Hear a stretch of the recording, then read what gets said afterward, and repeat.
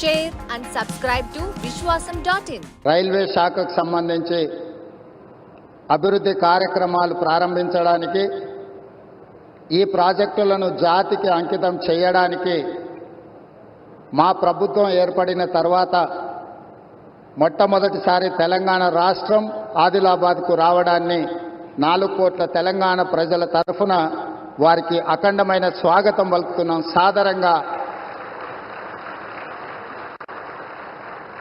సాదరంగా తెలంగాణ అభివృద్ధిలో సహకరించినందుకు వారికి రాష్ట్రం తరఫున కృతజ్ఞతలు తెలియజేస్తున్నాం.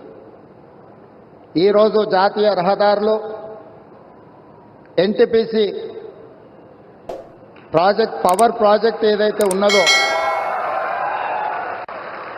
స్టేట్ రీఆర్గనైజేషన్ యాక్ట్ 2014 ప్రకారము 4000 మెగావాట్ల విద్యుత్ ఉత్పత్తి సామర్థ్యాన్ని ప్రారంభించాల్సి ఉంటే గత ప్రభుత్వం తీసుకున్న నిర్ణయాలతో ఈరోజు 1600 మెగావాట్ల విద్యుత్తు మాత్రమే ఈ 10 సంవత్సరాలలో ఉత్పత్తి చేసే పరిస్థితి వచ్చింది.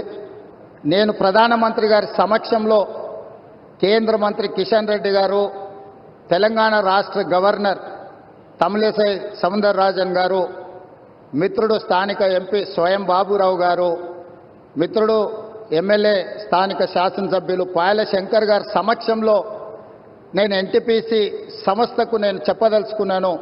తెలంగాణ రాష్ట్ర ప్రభుత్వం మిగిలిన 2400 మెగావాట్ల విద్యుత్ ఉత్పత్తికి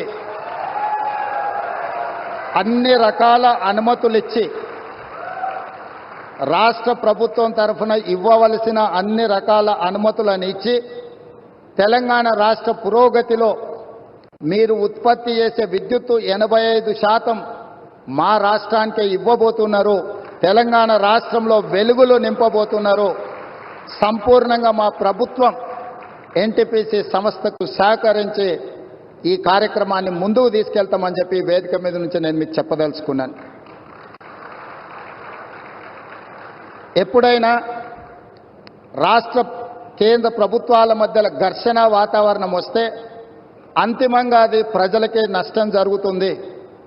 రాజకీయాలు ఎన్నికల సమయంలోనే, ఎన్నికలు ముగిసిన తర్వాత విఘ్నులైన ఎన్నికైన ప్రజాప్రతినిధులు కేంద్ర సహకారంతో రాష్ట్రం యొక్క అభివృద్ధి కోసం కృషి చేయాలి తప్ప పదే పదే కేంద్ర ప్రభుత్వంతో ఘర్షణాత్మకమైన వైఖరి తీసుకుంటే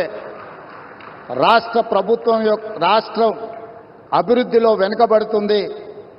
ఈ అంశాలని పరిగణలోకి తీసుకొని మా ప్రభుత్వం ఏర్పడిన వెంబడే ప్రధానమంత్రి గారు సమయం తీసుకొని రాష్ట్రంలో 2014 పునర్విభజన చట్టంలో పొందుపరిచిన అంశాలనే కాకుండా రాష్ట్ర అభివృద్ధికి సంబంధించిన చాలా విషయాలు ప్రధానమంత్రి గారి దృష్టికి తీసుకెళ్ళినాము. వారు సానుకూలంగా స్పందించి తెలంగాణ రాష్ట్ర అభివృద్ధిలో అత్యంత కీలకమైన స్కైవేస్ కంటోన్మెంట్ ఏరియాలో దాదాపుగా 190 ఎకరాల స్థలాన్ని కేంద్ర ప్రభుత్వం రక్షణ శాఖ మంత్రి ద్వారా ప్రధానమంత్రి గారు రాష్ట్ర ప్రభుత్వానికి బదలాయించారు. Like, share and subscribe to Vishwasam.in.